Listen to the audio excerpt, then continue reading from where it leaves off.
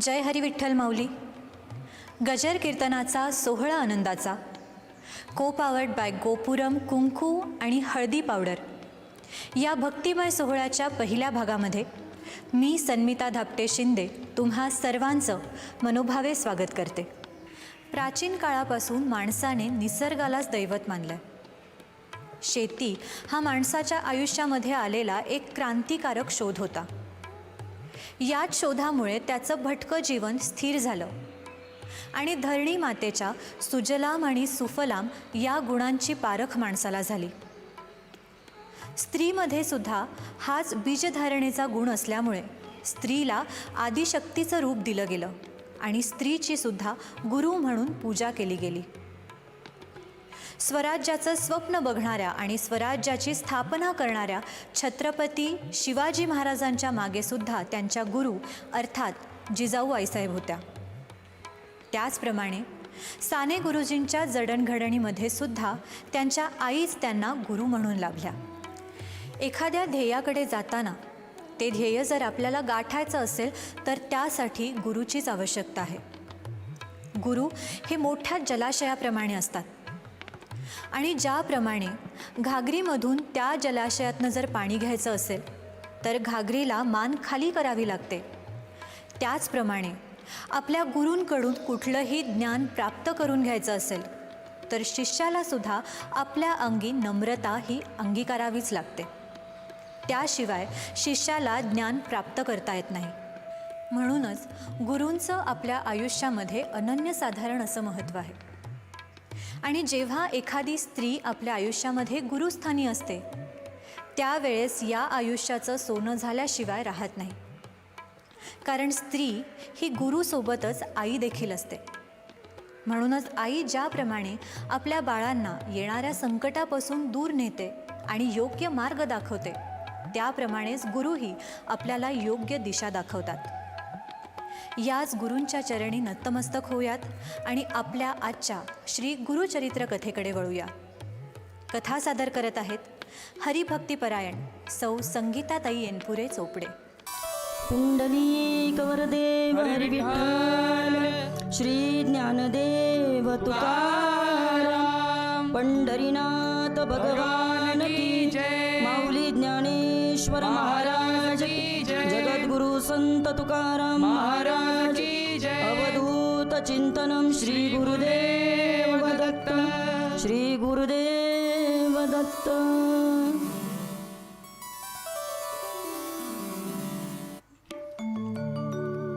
यतिरूप दत्तात्रया दंडधारी पदी पादुका शोभती सौख्यकारी. दया सिंधुजाचे पदे दुःखहारी. तुम्हा विन दत्ता मला कोण तारी. गुरुर् ब्रह्मा गुरुर्विष्णू गुरुर्देवो महेश्वरा. गुरु साक्षात परब्रह्म तस्मै श्री गुरुवे नमः. जयाच्या संगती विराट झाला मनोदरीचा जडभास गेला.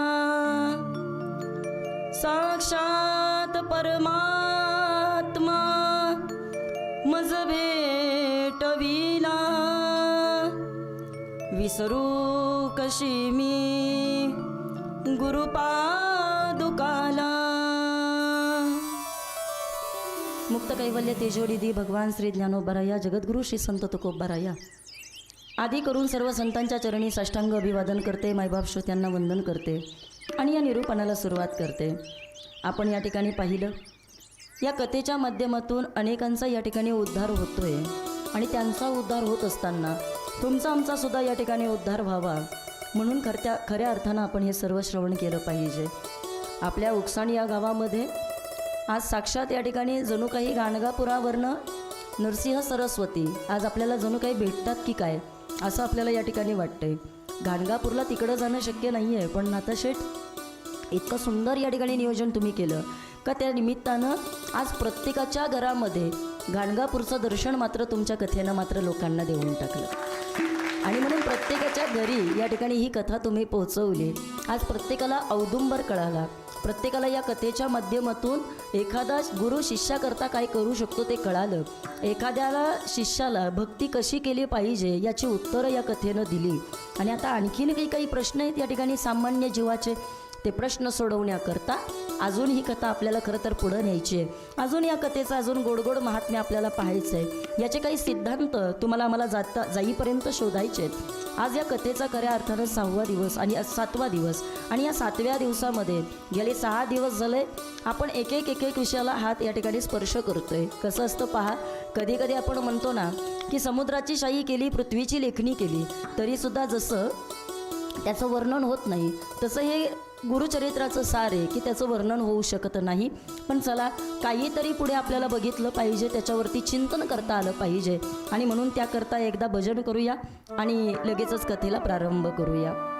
श्रीपाद श्रीवल्लभ नरहरी दत्तात्रेया दिगंबरा वासुदेवानंद सरस्वती सद्गुरुनाथा कृपा करा. श्रीपाद श्रीवल्लभ नरहरि दत्तात्रेया दिगंबरा वासुदेवानंद सरस्वती सद्गुरुनाथा कृपा करा. श्रीपाद श्रीवल्लभ नरहरि दत्तात्रेया दिगंबरा वासुदेवानंद सरस्वती सद्गुरुनाथा कृपा करा. श्रीपाद श्रीवल्लभ नरहरि दत्तात्रेया दिगंबरा वासुदेवानंद सरस्वती सद्गुरुनाथा कृपा करा. श्रीपाद श्रीवल्लभ नरहरि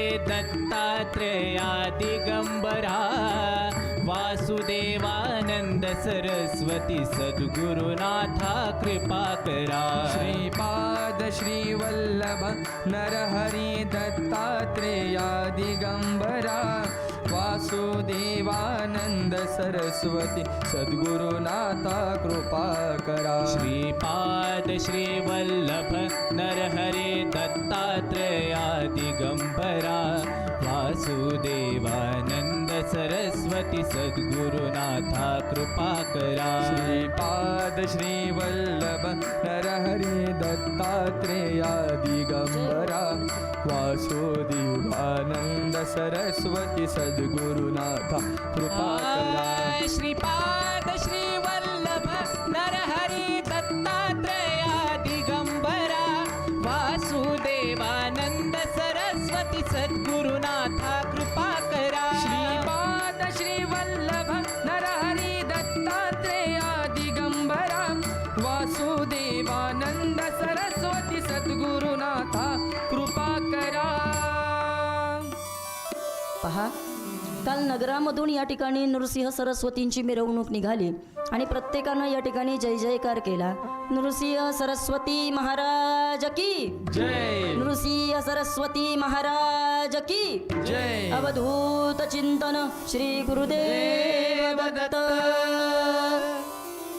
सर्वांनी या ठिकाणी त्यांचा जय जयकार केला. मग त्यांनी ठरवलं इथं मठ बांधायचा. त्यांनी ठरवलं आपण इथे वास करायचा, आपण इथे थांबायचं. पण कसं असतं, मी काल एक वाक्य बोलून गेले, सगळ्यांना सगळं आवडतं असं नाही आहे. कारण हे कलियुग आहे आणि स्वामी मला वाटते 100 वर्षानंतर गुरुचरित्र लिहिलं गेलं आहे. साधारणतः तो 100 वर्षाचा कालखंडमध्ये गेलेला आहे. आणि नंतर मग हे सिद्ध आणि नामधारक त्यांच्यातला संवाद आणि मग या गुरुचरित्र आपल्याकडे आलं. पण या मधल्या कालखंडामध्ये सुद्धा संतांवरचा विश्वास आणि कसं या ठिकाणी वातावरण चालू आहे, वास्तविक पाहता आता परिस्थिती अशी की लोक भक्तीच्या मार्गावरती खूप आहेत. आता लोक जास्त भक्ती करायला लागले. सोपं बोलू का, इकडं उकसानकर. पूर्वी एखादा व्यक्ती पंढरपूरला गावातनं जात होता. आता बोला 10, 15, 20 जण निघतात की नाही वारीला. म्हणजे काय झालंय, भक्ती कमी झाली का वाढली? भक्ती वाढली, बरोबर की नाही? भक्ती वाढतच चाललेली आहे, पण तरीसुद्धा बरं आता इतके काही सोर्स आहेत आणि या सगळ्याच्या माध्यमातून लोकांच्या कानावरती सतत पडते, नाही असं नाही आहे. पण आता इकडे पहा, भक्ती जितकी वाढतीये ना तितक्या मनुष्याच्या शंकासुद्धा वाढत चालल्यात की एवढं करता ते पण हे खरं आहे का, एवढं करता ते पण ते नक्की आहे का. आणि आपण सांगण्यापेक्षा ना हां ते म्हणतात अरे आता संतांना सुद्धा ओळखणं कठीण झालेलं आहे का, कारण ऐशे कैसे झाले बंधू, कर्म करुणी म्हणती साधू, अंगा लावून या राख, डोळे झाकून करती पाप. आता आम्ही खरं संत आहे ते कोणाला बोलायचं तेच आम्हाला कळत नाहीये. नोहे दास खरा पर्या झाला शे डांगोरा, यासी काय करू आता तू हे सकळ जाणता, नाही पुण्य गाठी जे हे वेचू कोणासाठी. अशी परिस्थिती आहे. त्यामुळे ते म्हणले हे कलियुगाचं वार आहे. इथं भक्तीच्या मार्गावरती खूप आहेत, पण तरीसुद्धा भक्तीला नावं ठेवणारे पण खूप आहेत. हां इथं मार्गावरती येतात, पण काही काही लोक चांगलं बोलतात. वा बरं झालं नाता शेठ, तुमच्यामुळे आम्हाला गुरुचरित्राचं पारायण आम्हाला ऐकायला मिळालं. काय गुरुचरित्र आहे ते कळालं. काही काही जण म्हणतील त्यांचं काम आहे ते जाऊ दे, त्यांना दुसरं तरी काय हां भरपूर पैसा आहे कुठंतरी खपवायचा चाललंय त्यांचं म्हणे, अशी काही बोलणारी असतात. बोलतात की नाही खरं सांगा. काही ना असं बोलायचं असतं. वास्तविक पाहता ज्याची ज्याची जेवढी कुवत आहे तितकं तितकं माणूस बोलत जातो. आपण समजायचं त्याची उंची काय आहे ते. हां तोंड उघडल्यावर आपोआप कळतं माणसाची उंची काय आहे, आपोआप कळतं. आणि त्यामुळे ही जी चर्चा चालते ना ही चालून दिली पाहिजे. उत्तम आहे, त्यातनंच आपली खरी प्रगती होत असते. पण आता ऐका, नृसिंह सरस्वतींची ज्या वेळेला ही मिरवणूक होती त्यावेळेला त्यांच्या नगरामध्ये त्रिविक्रम नावाचा या ठिकाणी एक राहत होता. आणि मग असं म्हणतात तोही काही सामान्य नव्हता, राजा होता, लोक त्याला मानणारी होती. बरं तो त्रिविक्रम भारती असा होता की या ठिकाणी त्याला फक्त राग कशाचा यायचा माहिती आहे का, त्याला दांभिकपणाचा राग यायचा, दांभिकपणाचा. त्याला ते अशी सोंगडहुंग करणारी लोक अजिबात आवडत नव्हती. आपल्याकडं म्हणतात ना बाई ते उगच आव आणल्यासारखं, त्यांना ते तसलं काही जमत नव्हतं. ते सुद्धा पूजा करायचे, त्यांचे सुद्धा देव होते, पण त्यांना ते तसं काही आवडत नव्हतं. आणि आता सुद्धा बघा काही काही लोक म्हणतात नाही आमची मनाची माळे, तुमच्याकडे म्हणतात का? म्हणतात ऐका ऐका सौरभ दादा ऐकलंय का? नाही नाही ते आमची मनाची म्हणे, आम्ही खात नाही काय म्हणे, पण मनाची माळे. ऐका काही लोकांना हा दांभिकपणा वाटतो, पण एक सांगू का, हा दांभिकपणा सुद्धा नाही म्हणता येणार आहे. त्याचं कारण सांगते. वारकऱ्यानं वारकऱ्याच्याच पोशाखामध्ये का बसायचं, कथाकारानं कथाकाराच्याच पोशाखामध्ये का बसायचं, मृदुंग वाजवणाऱ्या व्यक्तीनं तोच पोशाख का परिधान करायचा, आज या दादांनी अशीच कपडे का घालायची तुम्ही कपडे, तुम्ही ठरवलं असतं तुम्ही दुसरा पोशाख परिधान करू शकत होते ना. पण काय असतं पहा, ज्या वेळेला या अशा एखाद्या परिस्थितीमधून असं एखादं सात्विक चित्र लोकांच्या पुढे जातं ना, त्यावेळेला त्यांच्या मनामध्ये तो चित्रासहित भाव प्रकट होतो आणि त्यांच्या मनामध्ये ते कायापालट व्हायला जास्त वेळ लागत नाही. पहा तुम्ही, पांढरी कपडे दिसली, गोपीचंदनाचा टिळा दिसला, गळ्यामध्ये पवित्र तुळशीची माळ दिसली, आपोआपच हात जोडले जातात. आपोआपच वारकरी दिसतोय बरं का कोणीतरी, बरोबर आहे ना, आपोआप व्हावं लागतं का? नाही. हां फक्त आत्ता कलियुगामध्ये या ठिकाणी काय झाले, दांभिक लोकांमुळे खऱ्या संताची किंमत कमी झालेली आहे. हां खरा भक्त ओळखणं कठीण झालेलं आहे. आणि वास्तविक पाहता हे आत्ता चाललंय असं नाही, नाथांनी त्या काळामध्ये लिहून ठेवलंय. ऐका कलीचे महिमान, असत्याशी रिजले जन, पापा देती अनुमोदन, आणि करती हेळन संताचे. हां आता इकडे या ठिकाणी असं म्हणतात की नृसिंह सरस्वती ज्या वेळेला इथे आलेले आहेत, गाणगापुरामध्ये मिरवणूक झाली आणि सगळ्यांनी या ठिकाणी ते पाहिलं. इतका आनंद झाला की अरे पाहुणे आम्ही बऱ्याच वेळेला पाहिले, पण आज या ठिकाणी आमच्याकडे असा पाहुणा आला का त्याला पाहून या ठिकाणी आमचं अंतःकरणच अगदी या ठिकाणी बदलून गेलो. आम्ही त्याच्याकडे नुसतं जणू काही पाहतच राहिलो. सगळी लोक या ठिकाणी ते पाहत होते. गुरुदत्त पाहुणा आला माझ्या घरा, गुरुदत्त पाहुणा आला माझ्या घरा, गुरुदत्त पाहुणा आला माझ्या घरा, गुरुदत्त पाहुणा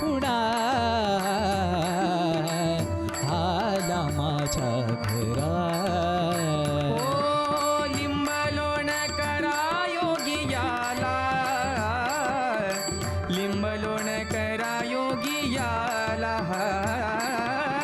लिंबलोण करा योगियाला लिंबलोण करा योगियाला गुरुदत्त पाहुणा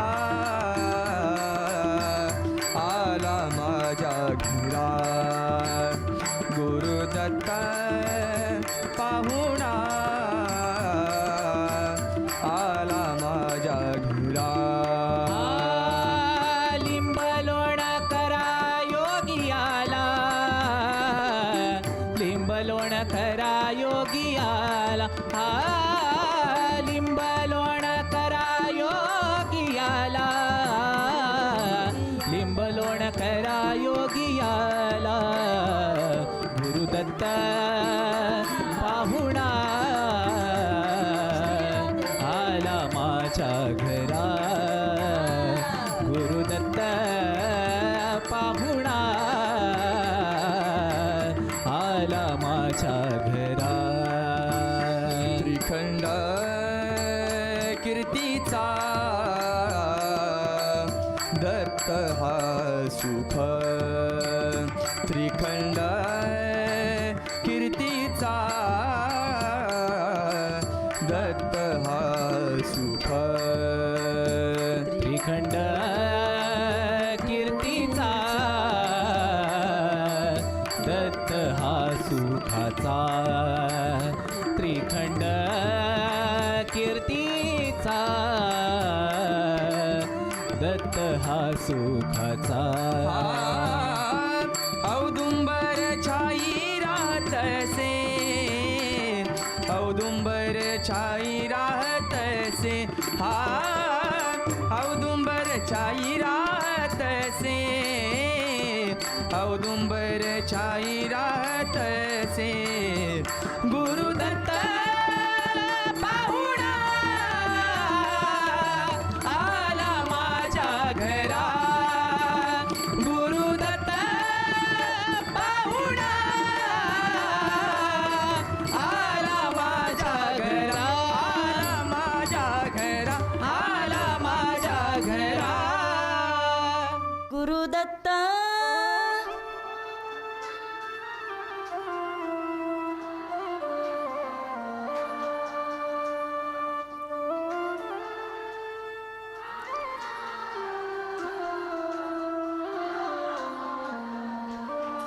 वा वा वा वा उकसांच्या सगळ्या लोकांचा आवाज महाराष्ट्रानं ऐकावा वा.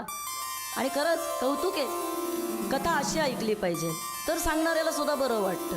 हां, बऱ्याच वेळेला आम्ही कीर्तनाला गेल्यानंतर लोक म्हणतात ताई जरा थोडा हसवा बरं का हसवायचं. हां, आता काय इथं न हसता सुद्धा तुम्ही ऐकताय का, तर तुम्ही तल्लीन आहे कथेमध्ये, तुम्हाला कळते आम्ही कथा ऐकायला आलोय. हां, नुसतं हिम पिपी करायला नाही. हां, पण आता ऐका, हे सगळं करताना कुठंतरी आमचं ध्यान तिथं लागलं पाहिजे. अहो, तो पाहुणा आलाय आमच्या घराला आणि कथेमध्ये आला ना तो आपल्या सुद्धा कथेमध्ये. हां, आता त्या पाहुण्याचं या ठिकाणी आपण सर्वांनी स्वागत केलं की बाबा रे चला त्याची कुणीतरी उठा, कुणीतरी नजर काढावं आमच्या त्याची. हां, काय दिसतोय म्हणे हा योगी.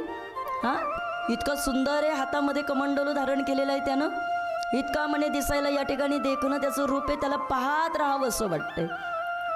जसं ज्ञानोबारायांकडे पाहिल्यानंतर विठ्ठल या ठिकाणी विठ्ठल आपल्या रुक्मिणीला म्हणतात अगं हा एकच योगी देखील नाही यांनी. हां, तिन्ही त्रिभुवनामध्ये याच्यासारखा म्हणे योगीच मी कुठं पाहिला नाही, इतकं दिसायला ज्ञानोबांचं रूप आहे. तसं आज या ठिकाणी भगवान दत्तात्रयांकडे पाहिलं म्हणे काय मनमोहक रूप आहे हो म्हणे यांचं, इतकं सुंदर म्हणे या ठिकाणी त्यांचं रूप आहे. लोक अशी बघायला लागली हो त्यांच्याकडे, नुसती लोक बघायला लागली. याच्यामध्ये काय नवले ऐका. विना तुतार्या किती वाजताती, शंखादिवादे पहा गरजताती. विना तुतार्या सगळं काही या ठिकाणी म्हणे असं वाजू लागलं. शंख या ठिकाणी वाद्य सगळं वाजायला लागलं. मनती नगारे गुरुदेव दत्त, जय जय दत्त श्री दत्त नरसिंह दत्त.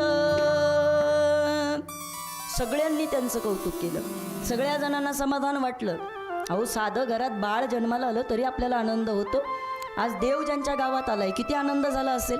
हां, साक्षात या ठिकाणी आम्हाला देव आता इथून पुढे आमच्याकडं राहणार, आमच्या ठिकाणी या ठिकाणी ते वास करणार. आम्हाला इथून पुढे आमचं आता सुखदुःख निवारायचं काम या ठिकाणी आता तो परमात्मा करणार. सगळ्यांना समाधान आहे, सगळ्यांना आनंद झालेला आहे. आता ते गाणगापूरमध्ये या ठिकाणी राहू लागले. पण असं म्हणतात एक कुमसी नावाचं तिथं शेजारी गाव आहे आणि तिथे हा त्रिविक्रम भारती नावाचा या ठिकाणी एक जण राहतोय. असं म्हणतात तोही अत्यंत या ठिकाणी शुद्ध सात्विकच आहे. पण सात्विक या ठिकाणी असताना पूजेमध्ये 3 प्रकारच्या पूजा सांगितल्या. किती प्रकारच्या? 3 प्रकारच्या. म्हणून आपण काय म्हणतो, काया वाचा मने चरण दृढ करू. कायिक पूजा, वाचिक पूजा आणि एक मानसिक पूजा. हां, एक असते ती मानसिक पूजा. कायेनं केलेली पूजा म्हणजे काय? आळंदी पंढरपूरला जाणं, गाणगापूरला जाऊन दर्शन घेणं, कथेमध्ये येऊन बसणं, ही कायिक पूजा. शरीराला घेऊन आलो आहे, वेदना होतात, त्रास होतो. काही म्हातारी वयस्कर माणसं आहेत, गुडघे दुखतात.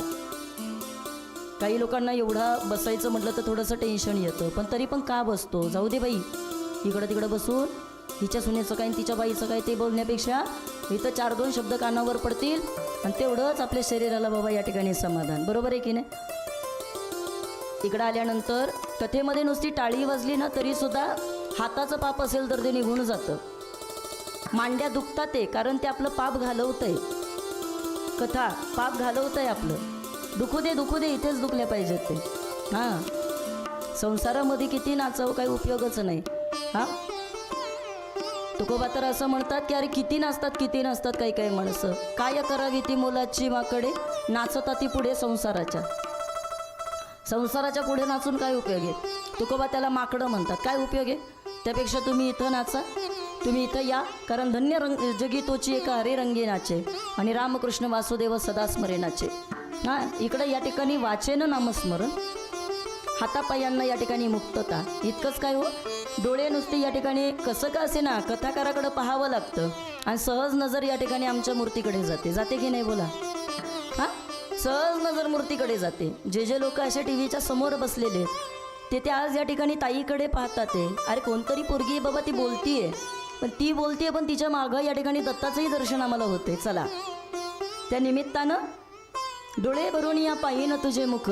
हां, कथा चालू आहे आणि कथेचा संदर्भ ज्या वेळेला तिकडे लावतो त्यावेळेला कळतं कान भरून या ऐकेन तुझी कीर्ती.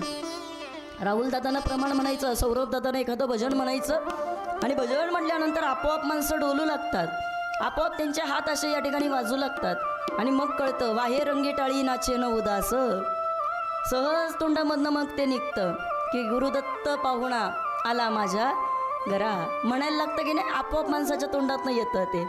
ही कथेचं आहे ते ताकद. हां, आणि किती समाधान आहे हो, हे पुन्हा आम्हाला ऐकायला मिळेल आणि ऐकत राहिलं पाहिजे. मी म्हणणार नाही आहे की तुम्ही फक्त माझंच ऐका, अजिबात नाही. तुम्ही ज्याचं मिळेल ना त्याचं तुम्ही ऐका. रोज चालू आहे हो हा उपक्रम, रोज चालू आहे. सकाळी 7:30 वाजता नित्यनेमानं हा चॅनेल ज्या वेळेला आपण लावतो, महाराष्ट्रातले कितीतरी चांगले वक्ते या वाहिनीच्या माध्यमातून लोकांपुढे आता या ठिकाणी बोलत आहेत. आणि इतकंच नाही, प्रत्येकाचे विचार वेगळे आहेत, प्रत्येकाला दिलेली वाणी वेगळी आहे, प्रत्येकाचा प्रसाद वेगळा आहे. कधी एखादा वक्ता असतो का तो असा मनामध्ये घर करून जातो. मला एका बाईनं अशी भली मोठी चिठ्ठी लिहून दिली हो. मला म्हटली ताई तुम्ही घरी जाऊन निवांत वाचा. त्या बिचारीनं जर हे खरंच आता ऐकलं असेल ना तर ती मी तर म्हणते ऐकावं तिनं हे.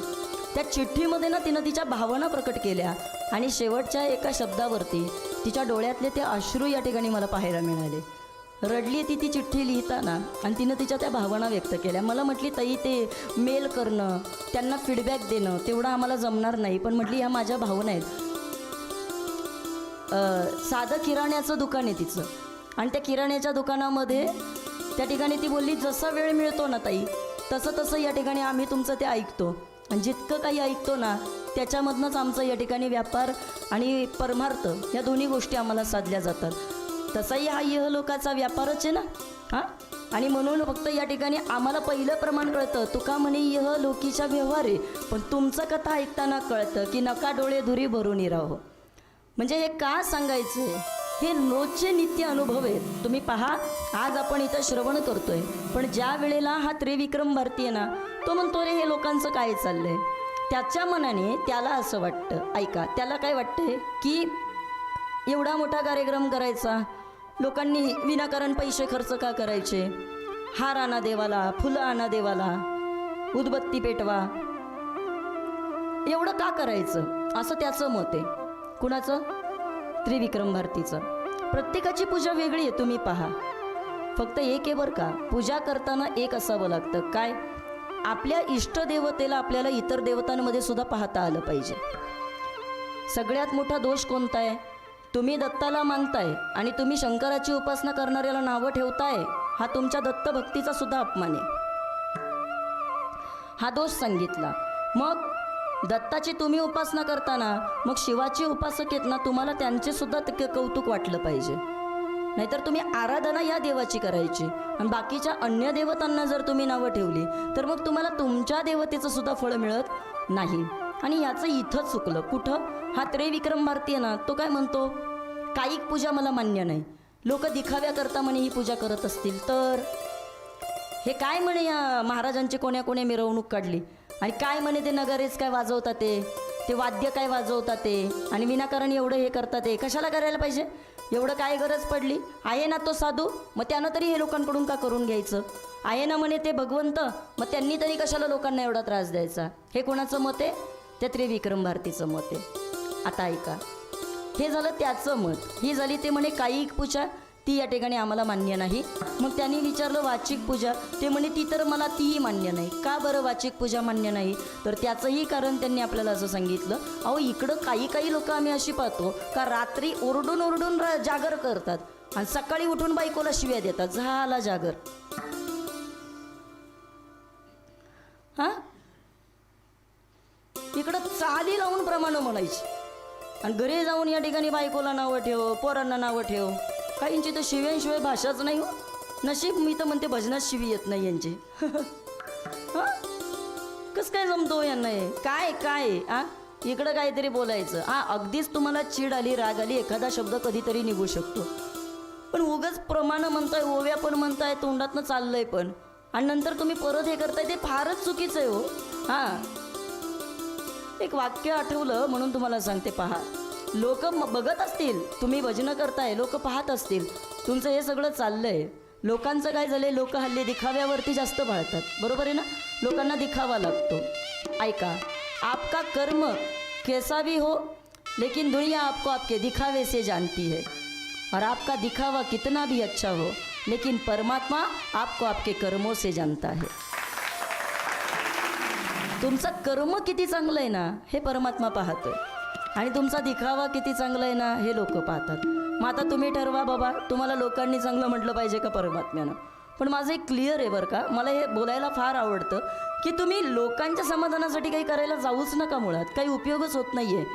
60 वर्ष 70 वर्षाचं आयुष्य देवानं दिलंय, त्याच्यामध्येच फक्त कौतुक होईल. पण असं काहीतरी बघा ना की या 70 वर्षाच्या कालखंडानंतर सुद्धा ना देवानं त्या ध्रुवबाळासारखं असं वाटलं पाहिजे. वास्तविक पाहता तुम्ही पहा, त्या ध्रुवबाळाचा एक ध्रुव तारा आहे आकाशामध्ये. मला बसलेल्यांनी सांगा, त्या ताऱ्याचा आपल्याला काय उपयोग आहे? काय उपयोग आहे आपल्याला? बाबा बोला बरं, आपल्याला त्या ताऱ्याचा काय उपयोग होतो?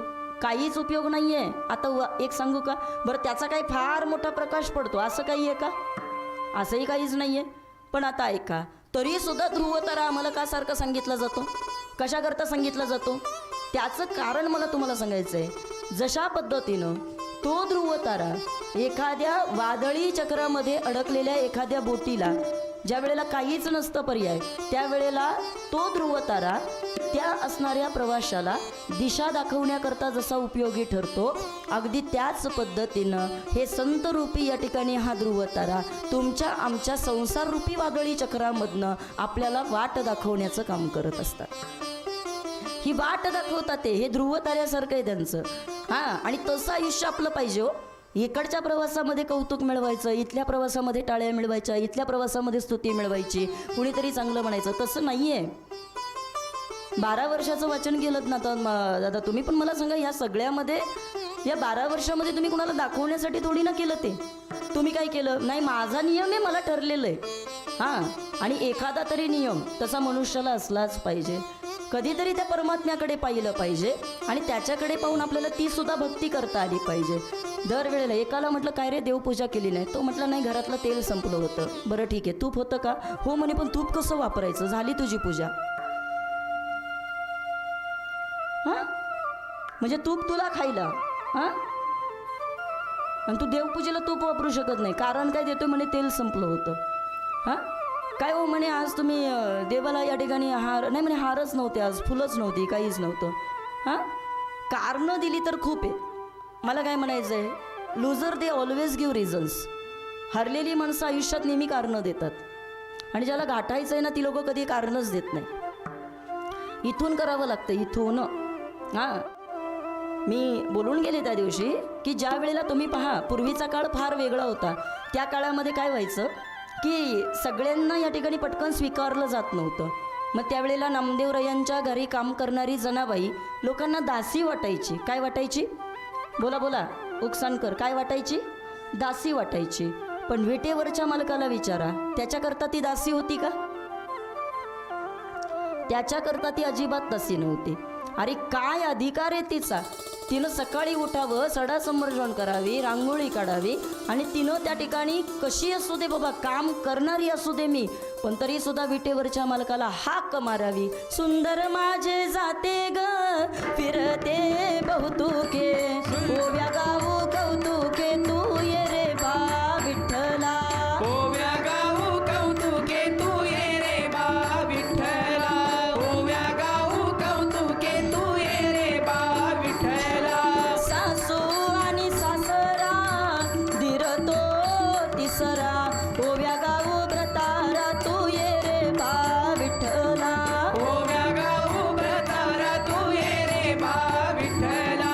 ओव्या गाऊ व्रतारा तू ये रे बा विठ्ठला. तू ये रे बा विठ्ठला. तू ये रे बा विठ्ठला. तू ये रे बा विठ्ठला. तू ये रे बा विठ्ठला. ओव्या गाऊ व्रतारा तू ये रे बा विठ्ठला. ओव्या गाऊ कौतुके तू ये रे बा विठ्ठला. ओव्या गाऊ कौतुके तू ये रे बा विठ्ठला. ओव्या गाऊ कौतुके तू ये रे बा विठ्ठला. चला, मी म्हटलं ना कथेमध्ये सगळ्या देवांना बोलवायचे आपल्याला. मला जमतील तेवढे मी बोलवेल, राहिलेले तुम्ही नंतर बोलवा बाबा आता घरी जाऊन. चला, ती जनाबाई विठ्ठलाचं भजन करायची. लोकांनी तिचा स्वीकार नाही केला. बरोबर आहे, लोक म्हणायचे अरे ही नामाच्या घरी काम करते, 14 माणसाचा स्वयंपाक करते, गौऱ्यांकरता म्हणे शेजारणी बरोबर भांडते, या माझ्या आहेत या माझ्या आहेत. लोकांना वाटायचं काय बाई आहे ही, हां काय म्हणे ते गौऱ्यांकरता भांडण. पण खरं सांगा हो, कबीर महाराजांना पाय धरावे लागले तिचे. का? कारण तिच्या गौऱ्यासुद्धा विठ्ठल विठ्ठल म्हणत होत्या. झोपले काय? झोपले नाही ना? हां, इकडे इकडे इकडं. अहो आपली तोंड अजून विठ्ठल विठ्ठल म्हणत नाही, तिच्या गौऱ्या म्हणत होत्या. जरा बघा बा. हां, असं नको कोणी म्हणायला उद्या तुमच्या तोंडापेक्षा तिच्या गौऱ्या बरे. लॉजिक वापरा जरा थोडंसं. मला का सांगायचं आहे का, कमीत कमी एवढं तरी साध्या साध्या गोष्टी. असं म्हणतात की भक्ती कशी आहे पहा तुम्ही, पूजा कशी असते. तिला नाही जाता येते, तिला नाही करता येते, तिला नाही माहिती, पण तरी सुद्धा विटेवरचा मालक तिच्याकरता येतोय. ये ग विठाबाई माझे पंढरीची आई, ही तुक्या सहित त्वाबा यावे, माझे रंगणे नाचावे, माझा रंग तुझे गुणी आणि म्हणे नाम याची जणी. म्हणजे माझा रंग आहे ना तो तुझ्या गुणामुळे म्हटली. बस माझ्याकडे जे काम आहे ना असू दे म्हटली, मला काही नाही फरक पडत ते. हां, अरे विश्वाचे तू फिरवी जाते, पीठपाडीशी दैवासे.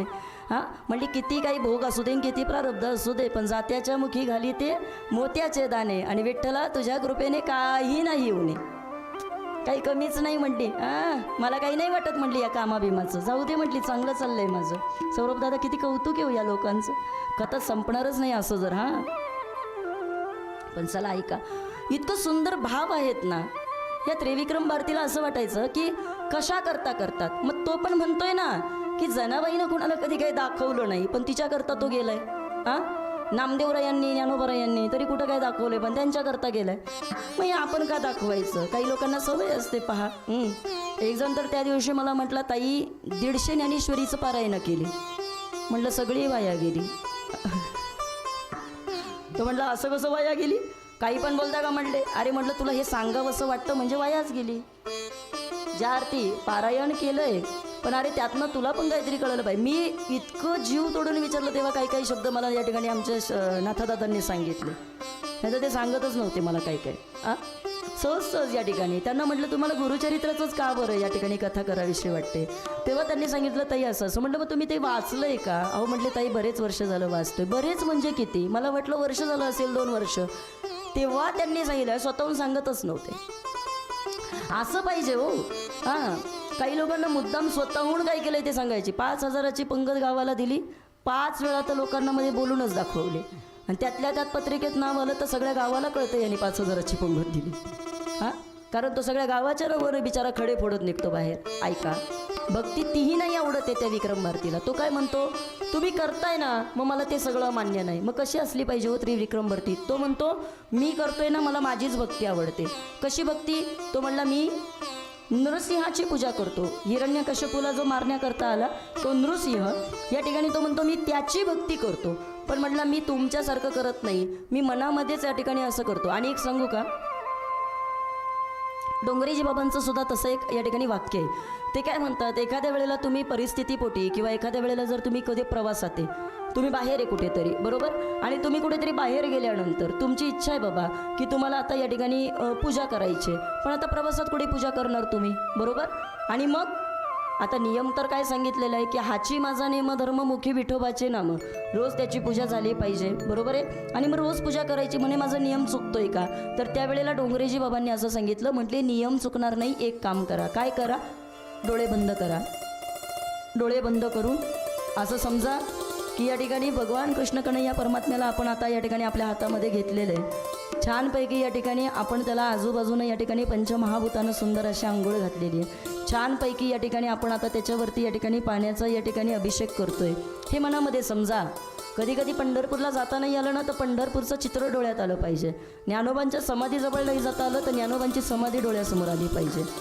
ही मानस पूजा आहे. काय करायचं? मानस पूजा तशी असली पाहिजे. आणि म्हणून जुने कवी म्हणायचे, मनी वसे ते स्वप्नी दिसे. मग तुम्ही मनामध्ये असं चिंतन करत राहा, कधी कधी ते स्वप्नात येऊन सुद्धा दर्शन देतात.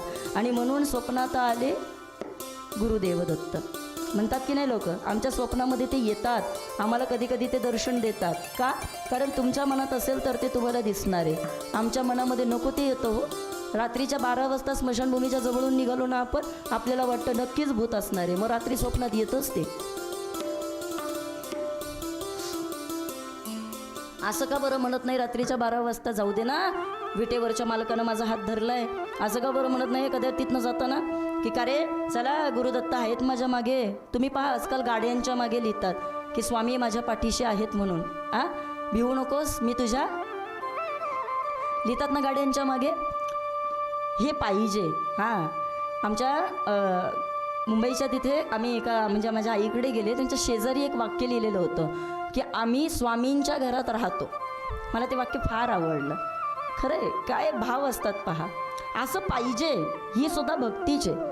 तेवढी तरी भक्ती करता आली पाहिजे हो. म्हणजे आपलं काय झालेलं आहे, आपल्याला वाटतं का बसलं म्हणजे भक्ती, टाळ वाजवले म्हणजे भक्ती, हे केलं म्हणजे भक्ती, ती भक्ती. तसं नाही आहे बाबा, तसं नाही आहे. तो त्रिविक्रम भारती म्हणतो मी सुद्धा भक्ती करतोय, पण मी जी भक्ती करतोय ना ती भक्ती म्हणे तुमच्या भक्तीसारखी नाही आहे. मग माझी भक्ती म्हणे थोडीशी वेगळी आहे. मग ती थोडीशी वेगळी भक्ती म्हणजे काय? आता ऐका, त्याचं सगळं चांगलं आहे, पण तो या ठिकाणी नृसिंह सरस्वतींची तो नेहमी निंदा करायचा. आता मी मगाशीच तुम्हाला वाक्य काय सांगितलं, तुमच्या देवाची भक्ती करताय आणि दुसऱ्यांच्या देवाला नावं ठेवताय, मग तुमची तरी भक्ती देवाला आवडेल का? बोला बोला, आवडूच शकत नाही. आणि मग असं म्हणतात की त्याला असं वाटायचं की काय म्हणे नृसिंह सरस्वती 2-4 चमत्कार काय करतात, काय तर म्हणे वांज म्हशीला त्यांनी दूध काय आणलं, असं असं काय केलं, आणि म्हणे मग लगेच या ठिकाणी लोक त्यांच्या लगेच उदे करायला लागली, जय जय काय करायला लागली, असं वाटायचं त्याला. म्हणे त्यात काही एवढं योगमायेनं काही करता येतं, एखादी सिद्धी प्राप्त केली असेल म्हणे, आणि सिद्धीनी काही नाही शक्य, सगळं म्हणे करता येतं. पहा आता वास्तविक पाहता त्यांना असं वाटायचं हा ढोंगी आहे, हा संन्याशी आहे, आणि हा ढोंगी संन्याशी, त्याला हे माहीत नव्हतं. पण आता हे त्याला माहीत नाही आहे, पण हे गुरूंना तर सगळं माहीत होतं ना. ध्यान मूलम गुरु मंत्र, कारण त्या गुरूंना सगळं कळतं. त्यांना काय सांगायचंय, त्यांना इकडं कळलं काय, याच्या मनामध्ये कोणती तरी डाळ शिजते. आपण म्हणतो ना दाग में कुछ काला है, म्हणतात दाग में कुछ काला है. हां, कभी कभी पुरी दाल ही काली हो जाती है. हां, कधी कधी असं वाटतं हे असंच आहे का तसंच आहे का. माणसं इतकी कन्फ्यूज असतात काही काही वेळेला. हां, फार टेन्शनमध्ये येतात. त्यांना असं वाटतं अरे हे पालखीच काय, वाजत गाजत काय. पण त्या दिवशी मात्र या ठिकाणी गुरूंनी सुद्धा ओळखलं. दुसऱ्या दिवशी गुरु म्हटले एक काम करा रे, एक असं करूया आपण एक नगर प्रदक्षिणा काढू. काय काढूया? नगर प्रदक्षिणा. आपण जशी दिंडी काढतो ना कधी कधी काल्याच्या दिवशी सप्ताह झाल्यानंतर सगळीजणं या ठिकाणी गावामधनं दिंडी काढतात, प्रदक्षिणा काढतात आणि मग सगळीजणं त्या भजनामध्ये तल्लीन होतात. ज्ञानोबा तुकाराम, ज्ञानोबा तुकाराम, ज्ञानोबा तुकाराम, ज्ञानोबा तुकाराम, ज्ञानोबा